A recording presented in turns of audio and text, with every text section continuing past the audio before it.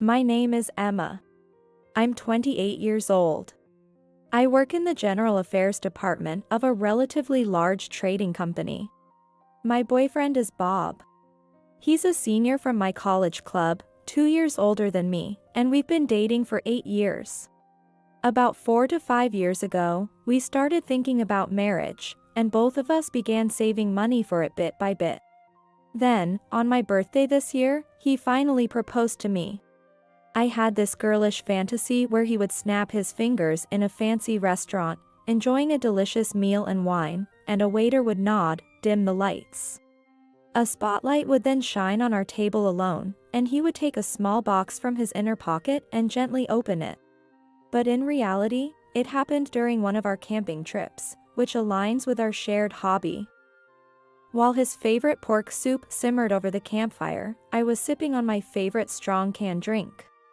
When the logs in the campfire crackled, he rummaged through a bag, pulled out a small box, and said, This. "What's this?" It's a ring. "A ring?" Yeah, let's get married. It's about time we made it official, don't you think? I guess it's about time for me too, so sure. Alright, it's settled then. Yeah. Cheers. We were quite tipsy at the time. Looking back, I thought we could have done something a bit more special, but a celebrity-style proposal just wouldn't suit us. Perhaps this kind of proposal was just right for us. Sometime after the proposal day, Bob came to greet my parents at my home. I'm nervous. Just think of this as the first challenge and do your best. It's for us, after all. Well, today is my challenge, but next time it's your turn. Yeah. I'm fully prepared. I'll take today's experience with you as a reference. Sheesh, you're as shrewd as ever. Blame yourself for falling for such a woman. Look, you can see the house now. Alright. Let's do this with spirit. Spirit is good, but make sure your appearance is neat too. Look, your tie. Saying that, I straightened and tightened his tie. Do I already sound like a wife? I was a bit pleased, but that's a secret from him. My parents' house is a standalone home in the suburbs. The house itself has 5 rooms, but the yard is quite spacious. My father has always loved the outdoors and met my mother while mountain hiking. That's probably why I also love the outdoors and took up camping as a hobby. To me, it's just a normal family. Currently, my father is retired but works at a relative's company.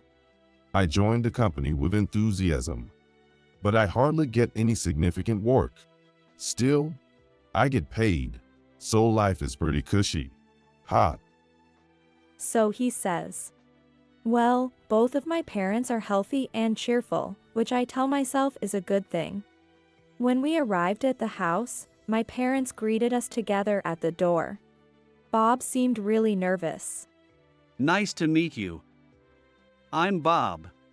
Even saying his own name, which he must have said hundreds of times, came out with a stutter. I'd like to ask for your permission to marry your daughter. Even so, the way he conveyed his intentions to my parents was so cool that I fell for him all over with his resolute demeanor. My father smiled and joked. Bob, are you sure about this girl? If you're okay with this, then by all means, go ahead. What does he mean by this girl? My dad has always been like this. Emma's getting married, huh? She'll be moving far away. I was at a loss for words. My parents are always like this.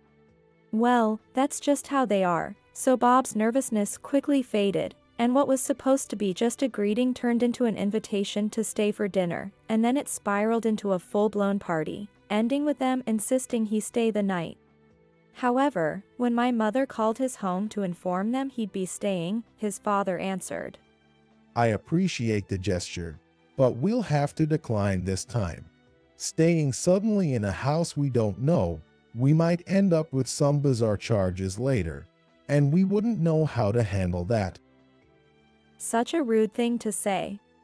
I remember hearing that Bob's dad was the CEO of a pretty large company. Bizarre charges. My mother asked back. Yes, I'm a CEO, and Bob is the son of a CEO. There are many out there eager to leech money from us, and it's a nuisance. I don't want any relations with those who have a beggar's mentality. So, are you saying that we are those penniless beggars? Anger was seeping through my mother's voice. I'm saying there's a possibility. Understood. Then I'll tell Bob to go home. Yes, please do. With that, the call ended. Who does he think he is? So rude. My mother was furious. What happened? It's nothing. I kindly offered for Bob to stay, and his father accused me of trying to extort money. Bob arrived at that moment. I'm sorry. My parents have been scammed before, so they tend to be suspicious of people's kindness. It's not your fault, Bob. Well, we'll just have to slowly build a good relationship. Today was fun. Please take good care of Emma. My father was patting Bob's shoulder as he apologized. Ultimately, Bob did not stay the night and went back home. At that time, I still didn't know the true nature of Bob's father. And then, it was my turn. Bob's father was an entrepreneur who built his wealth from scratch. He inherited a small ironworks from his parents and, with his excellent management skills, grew it into a large machinery manufacturer. Of course, his parents' home was also luxurious. Surrounded by high walls, it was a 3-story building made of reinforced concrete. Seeing such a grand house could make one feel intimidated. Now it's Emma's turn to be nervous. Bob joked. Of course I'm nervous. Look, there it is. Make sure you're well dressed. Thanks. Nervous, I entered the house and greeted my MIL, Jessica, who led me to the sitting room. There sat my FIL, Tom. Jessica prompted me to sit down in front of Tom. Hello, nice to meet you. My name is Emma. I am about to marry your son, Bob. It's a pleasure to meet you. I'm Tom, Bob's father. Sorry to trouble you today. Well, I guess it's impossible not to be nervous, but make yourself comfortable. Thank you very much. Meeting Bob's father for the first time. He had a rather stern look, and he seemed to be in a bad mood. But let me ask you straight. What's your motive? My motive? To put it plainly, I'm the CEO of a major company. As you can see, I have considerable assets.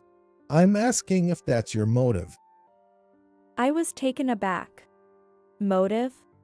The only purpose I can think of for marriage is that I love Bob and want to build a happy home together, yet here he is, conjuring up some far-fetched motives. No, I have not considered anything like that at all. Excuse me, but what are your parents doing currently? My father has retired and has taken a new job at my cousin's company, now working there. I'm not quite sure what he does, but he's happily employed. My mother is a homemaker, living healthily. Hearing this, Tom leaned back arrogantly. His arrogant posture made me furrow my brow in displeasure. I see, but from what I hear, it doesn't sound like you come from a very wealthy background. What is your job? Yes, I work in general affairs at a major trading company in the city. General affairs isn't a career path where you can expect much advancement. Well, yes, that's true. So, you're planning to rely on Bob and me after getting married. What?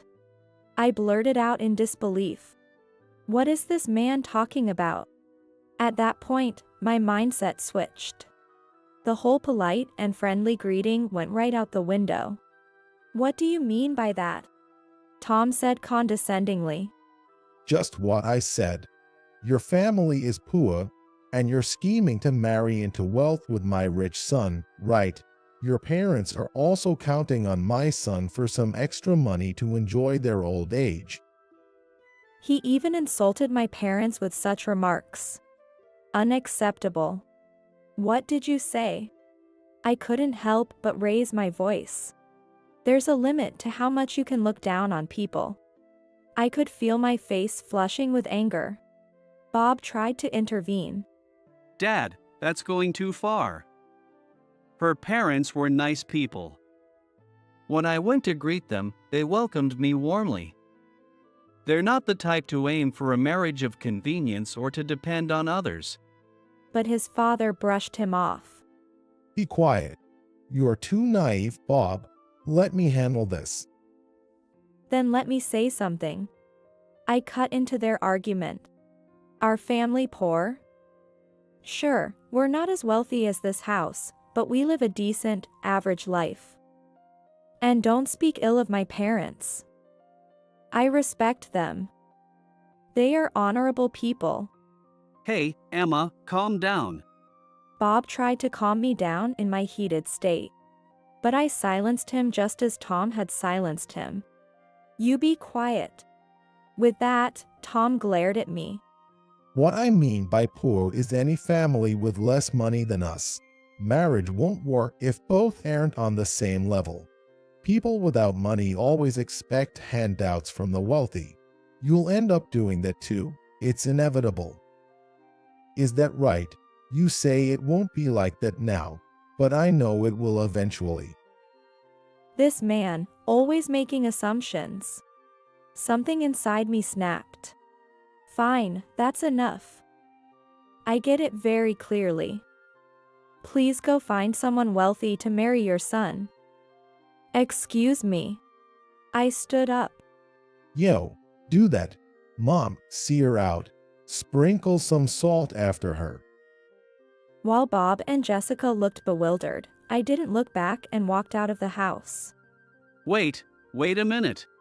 Bob hurried after me. I shouted back in outrage. No. I've had enough. What's with your dad? Looking down on us like we're beggars, it's the worst. Bob was really panicking in response to my furious state. Let's just try again. My dad was just in a bad mood today.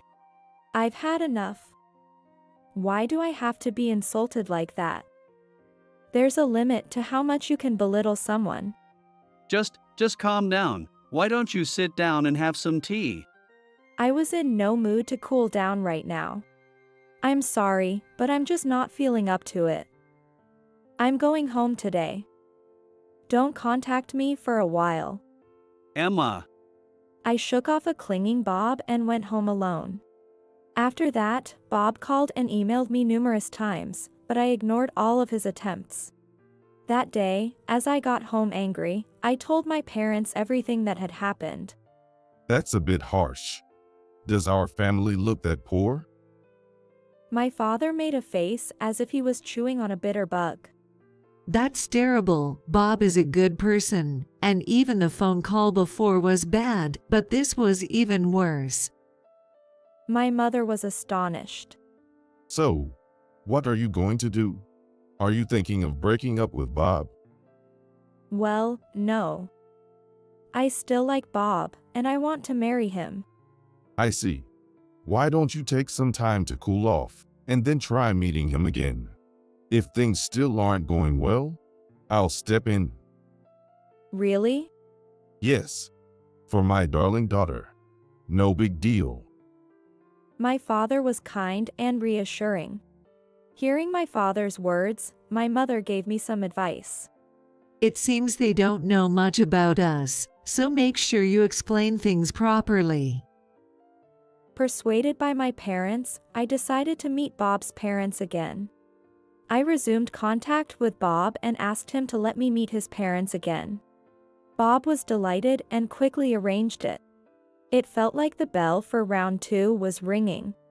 The opponent was formidable. Am I Don Quixote heading towards a giant windmill, or am I a hero fighting a villain? The meeting at Bob's house was set for Saturday on the weekend. Though a showdown sounds like a Friday thing, for me, it was Saturday. Finally, Saturday came. I was restless all morning, watching the clock and waiting for the appointed time. When the time came, I met up with Bob and we headed to his parents' house. Entering the house, Tom was sitting in the living room, just like before. "Hello, long time no see," I greeted him. Tom still looked at me as if I were an annoyance. What? You're back again? "Yes, not giving up is my motto," I replied with a smile. Of course, Tom's attitude didn't change. No matter how many times you come, my mind won't change. You're wasting your time. I can't just accept that. I have my own pride and determination. Hearing this, Tom's annoyed demeanor shifted to a dismissive one. Do whatever you want. So, do you have something to say? I once again voiced my request to marry. "Yes, please allow me to marry Bob." No, I won't let my Bob marry a poor person. The expected response came. "I've said it many times, but we are not poor." "Are you really that wealthy, Tom, to be calling people poor?"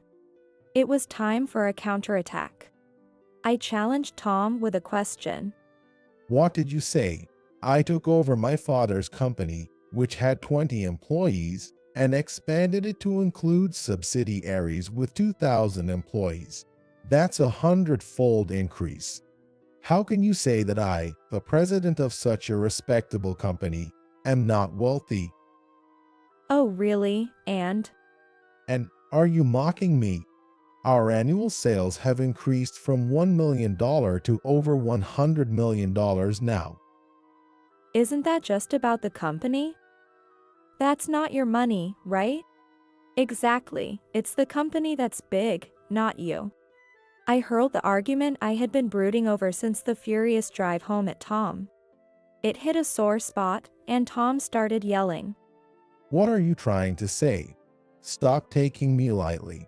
If you want to convince me, prove that you're wealthier than me. "Is money the only measure of a person? That's not right. The value of a person is not measured by money." As I countered, Tom's voice grew even louder. That's something a poor person would say. If you're so desperate for money, just say it. I'll give you the money, but don't ever come here again. That sounds exactly like something a nouveau riche would say. It suits you perfectly. Hey, Emma, stop it. Dad's embarrassing himself, just stop. Bob tried to intervene as Tom and I escalated. Stay out of this. No, this is fundamentally about me and Emma. Shut up. I need to make this poor girl understand my greatness. As Tom grew more agitated, I showed no signs of backing down. Exactly, I need to put this know-nothing in his place. I won't marry until this is settled. Really, we came here to announce our marriage. How did it come to this? Bob was at his wit's end. What a rude girl. I'd like to see what her parents are like. Oh, is that so? Then I'll accommodate your request. Next time, I'll bring my parents. Bring them. I want to see the kind of parents who raised such a rude daughter. They must be just as rude. Tom scoffed at that. Why did someone like Bob come from parents like you? It must be because Jessica's genes are superior. Oops, I got a compliment. Thank you, Emma. Jessica was delighted. Hey, why are you happy about this? After scolding Jessica, Tom turned to me. Enough. You're not worth talking to. Let's have a thorough discussion when your parents come. A daughter like you doesn't belong in this house. What an outrageous thing to say. But before I could get angry, Bob was furious. How dare you say such things? I no longer consider you a parent. I'm cutting ties with you. Should I get a divorce too? You're always saying such awful things. I don't want to be with you. Jessica nonchalantly threw that in too. When I got home, I told my parents everything that had happened. After hearing it all, my father sighed and said, So it has come to this. Well, if that's what he wants, let's meet him. Yes, Dad, you tell them off, but I'd like to meet Bob's mother. She doesn't seem like a stranger to me. You better not come. It'll only complicate things. Oh, but I want to go. My mother started looking forward to possibly becoming friends with Bob's mother. No way. Mom, your pace will dampen the angry mood. That's too bad. I just wanted to help you. I'm thinking of your sake. My mom pretended to cry, feeling frustrated. By the way, what was the name of Bob's father again? It was Tom, I believe. Tom. Tom? My dad started to scratch his head as he heard Tom's name. It seemed a bit odd, and I asked my dad while nodding. Yes, that's right. Dad, do you know him? No, something is nagging at me. It's right on the tip of my tongue. My dad continued to look puzzled. Come on, are you getting senile? Mom joked. Oh, that's right. It's that guy, that jerk. It seemed he finally remembered. Wait, he knows him? The world seems large, but is unexpectedly small, and I was surprised by such a coincidence. What, Dad, you know him? Well, yes. Something like that. Now then, Emma, can you contact Bob's dad for me? Sure, is next Saturday okay? Yes, that's fine. Also, I'll be a bit late. So can you go ahead first? What? Aren't we going together? I was surprised to hear we wouldn't be going together as I had assumed. Hell, the main character should make a grand entrance at the end. All right, got it. I didn't know what Dad was planning, but I decided to leave it to him. And then the day of the showdown arrived. I'll be a bit late as planned.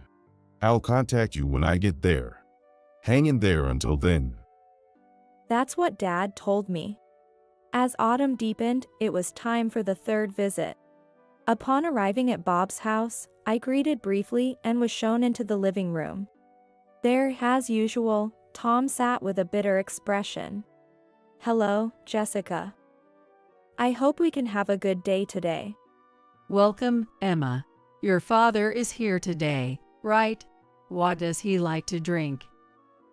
Jessica seemed cheerful. Seeing Jessica made me feel a bit more at ease. No need to prepare any drinks. Or rather, you're here again. It's the third time now. Our fancy drinks are too good for the likes of a poor person. Jessica, thank you for your consideration. But it's all right for now. So, where is your father? Got cold feet, huh? Tom was still condescending. No, he just has some preparations and will be a bit late. I apologize. Well, it doesn't matter. Nothing will change when he gets here. Bob rebuked Tom's attitude with a bit of irritation. I thought to myself, Bob really has it tough. It's my marriage, after all. Dad shouldn't be fussing about it. Tom seemed unaffected by those words. Tom responded dismissively. Nonsense. I'm just trying to do what's best for you. Bob responded with dissatisfaction. That's none of your business. As this barely constructive conversation went on, I received a message from my father. I just got a call from my father. He has arrived. Then, the doorbell rang. Excuse me for intruding. It was my father's voice. Oh, welcome. It's been a while. Jessica made a somewhat strange greeting. It's been a while? But it's supposed to be the first meeting between you and my father. I was puzzled. Then, Well, I'm glad you remembered me. Anyway, excuse my interruption. Today, I am here as Emma's father, John. Oh no, we've all been waiting for you. Please, this way. Thank you very much. After such exchanges, my father was led to the living room. Hey, Tom. Long time no see. As my father entered, Tom suddenly stood up straight. You are Major John. I mean, you were a colonel before you retired. My apologies, Colonel John. It's been a long time. He saluted. Of course, since it's indoors and he's without a cap, it was an informal salute with hands by his sides and head bowed slightly forward. Bob and I couldn't grasp what was happening. Don't be so formal. The days when I was a colonel and you were a sergeant major are long gone. Plus, this is your house, isn't it? You've climbed the ranks quite a bit. I guess I did a good job training you. Sir, well, I apologize for the austere setting, but please have a seat. Thanks. You sit down too. Everyone will be more comfortable if you are not standing. Sir, I will take my seat, then. Saying this, Tom sat down, but unlike before, he was sitting formally on his knees. Dad, you know Bob's father? This situation was so unexpected, I had to confirm. Yes, back when I was in the military. This Tom came as a new recruit. Unlike my casually speaking father, Tom, who had been quite pompous until now, shrank and hunched over. Yes, I was under your care back then. What a coincidence to meet like this, isn't it? Now you're a company president. That dropout has made quite the climb. Sir, I apologize for any trouble during my military days. After leaving the military, I took over my father's company, and with everyone's help, I got to where I am today. Tom was apologizing repeatedly throughout the conversation. He's like one of those nodding toys. Unperturbed, my father indulged in nostalgia. That bungling recruit has become a president. Good for you. Sir, can we please not talk about the past? I actually wanted to hear more about those old days. I asked my father, "Hey, is a sergeant major important? You were a colonel, right?" Yes, a sergeant major would be like a department head in a company. I was, well, a higher rank than that. Tom nodded vigorously. Sir, I had no idea that Bob's partner would be the daughter of Colonel John. My father chuckled warmly. Drop the ranks. I'm retired now. Just a civilian. To that, Tom responded with embarrassment. Sir, I will keep that in mind. And so, my father straightened up a bit, almost looking down on Tom, who was cowering. I've heard various stories from my daughter. Ever since then, you've had this strange fixation with social hierarchy. I told you to stop it, but you're still at it. And I hear you've been looking down on my daughter, calling her poor? Exactly right. Tom shrank even more. Yes, I am truly sorry. No, since I retired, I've been involved with a company you might have heard of, called Heavy Industries. Yeah, that's the company that makes tanks like the ones you use to drive. The president is my cousin, and we have ties from the military. Now, I'm the director and head of the technical development department. Again, my father mentioned a connection. That made Tom's eyes widen. What? As Heavy Industries? Yes, that's right. If I remember correctly, our company and yours had a business relationship. Yes, as Heavy Industries is a major client of ours, and we are always very grateful for their business. I didn't come here to talk business, but it seems we might need to reconsider some things. The pressure from my father looking down was palpable. And Tom bowed his head even more. For me, who had been looked down upon and even told he wanted to see what kind of parents raised such a person, it was truly a refreshing moment. No, that would be very problematic. At that response, my father's tone became a bit harsher. Then, shouldn't you as a parent be blessing Bob and Emma's marriage? We're not as poor as you claim. Yes, you're right. I'm very sorry for my rude behavior. Tom deeply apologized while still kneeling. That settles it then. Bob, Emma, there's nothing standing in the way of your marriage now. My father looked relieved and turned towards us. Yes. Thank you so much. Bob expressed his gratitude, clearly delighted. Thank you, Dad. I also thanked him. Without my father, this outcome might never have been possible. I really felt grateful that he was there. Tom remained bowed. Jessica seemed to enjoy using the term Sergeant Major Tom as she ordered Tom around with her hands on her hips. Sergeant Major Tom, you will recognize their marriage now. You two? What are you saying? Tom was now subdued. My dad looked at me, gave a thumbs up, and winked. And so, Bob and I were able to have our wedding without any issues. Many of my father's university classmates attended the reception. My father graduated from the Defense Academy. Everyone there, who had held high ranks in the military, teased the standing at attention Sergeant Major Tom.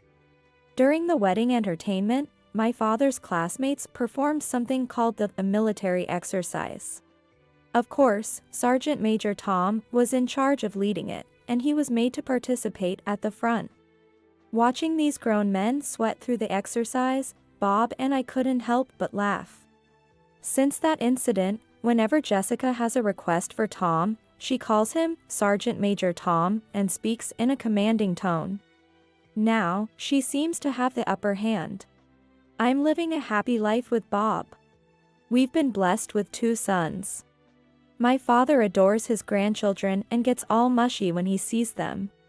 One day, when a friend of my father's from the same period visited, he chuckled at the sight of my father's doting demeanor.